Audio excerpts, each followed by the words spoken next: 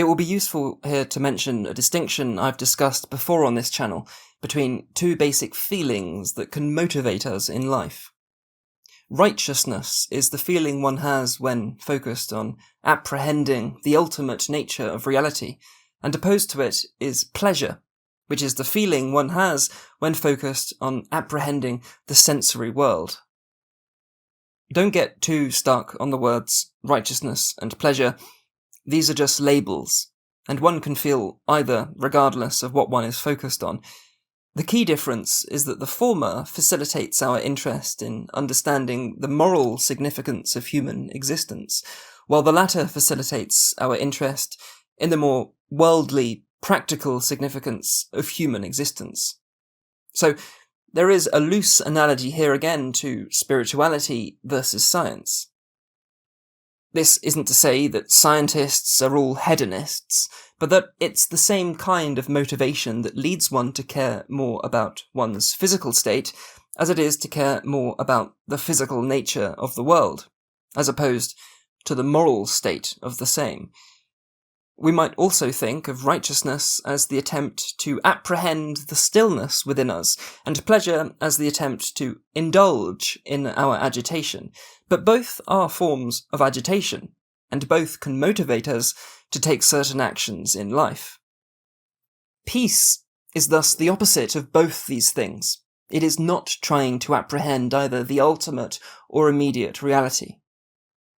The path to peace therefore has to do with where one places one's attention in one's mind, how one exercises one's capacity to believe in ideas, and how one associates with the feelings of one's body.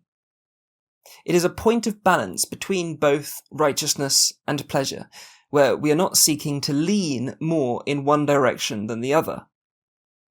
Mystical experiences are therefore not the path to peace, because they are concerned with apprehending the nature of ultimate reality, which fuels the feeling of righteousness. Nevertheless, the mystical experience is a window to the path. It reveals what and where the path is, but it itself is the opposite of the path. It is a form of agitation. The mystical experience is therefore, in part, a realization that that very realization is not liberation.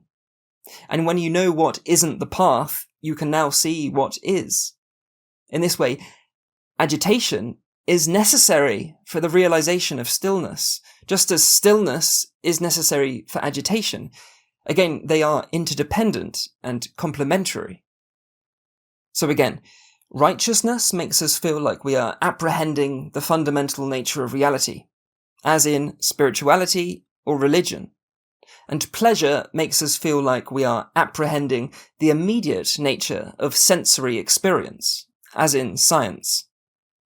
To find peace, one needs to walk the fine line between righteousness and pleasure, which, for me, would obviously mean to stop being so addicted to righteousness and the mystical knowledge I am sharing with you now, which is actually giving me the solution to the problem I am creating by discovering that very solution. We shall see that wisdom is like a feedback loop of desire in this sense,